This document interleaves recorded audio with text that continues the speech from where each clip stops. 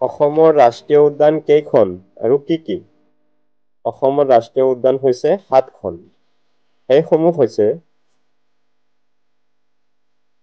ইয়াৰে প্ৰথমখন হৈছে কাজিৰঙা ৰাষ্ট্ৰীয় উদ্যান।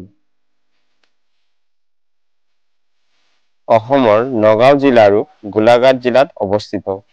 1974 চনত ৰাষ্ট্ৰীয় উদ্যান হিচাপে স্বীকৃতি প্ৰদান কৰে। 2006 চনত কাজিৰঙা ৰাষ্ট্ৰীয় উদ্যান বাঘ সংৰক্ষণ ক্ষেত্ৰ হিচাপে স্বীকৃতি প্ৰদান।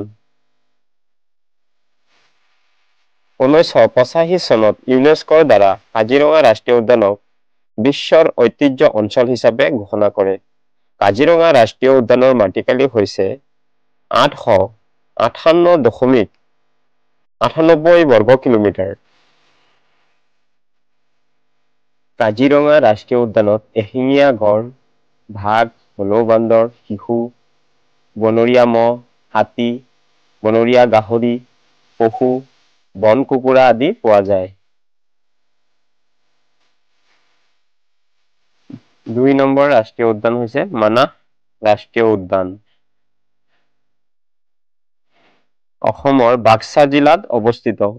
1985 চনত ইউনেস্কোৰ দ্বাৰা বিশ্বৰ ঐতিহ্য অঞ্চল হিচাপে স্বীকৃতি প্ৰদান কৰে।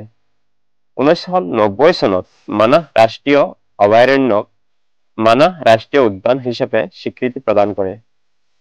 1973 চনত মানাহ ৰাষ্ট্ৰীয় উদ্যানক ব্যাঘ্ৰ প্ৰকল্প হিচাপে ঘোষণা কৰে। মানাহ ৰাষ্ট্ৰীয় উদ্যানৰ মাটিকালি হৈছে 500 বৰ্গ কিলোমিটাৰ। মানাহ ৰাষ্ট্ৰীয় উদ্যানত এশিঙীয়া গড়, হাতী, বনৰীয়া মহ, বাঘ, বান্দৰ, হৰিণা, পহু, নল গাহৰি, বালুক, বন কুকুৰা আৰু হিচাপে ঘোষণা কৰে। নামেৰি ৰাষ্ট্ৰীয় উদ্যানৰ মাটিকালি হৈছে 290 চনত ডিব্ৰু চৌখোৱা অভয়াৰণ্যক ডিব্ৰু চৌখোৱা ৰাষ্ট্ৰীয় উদ্যানলৈ স্বীকৃতি প্ৰদান কৰে।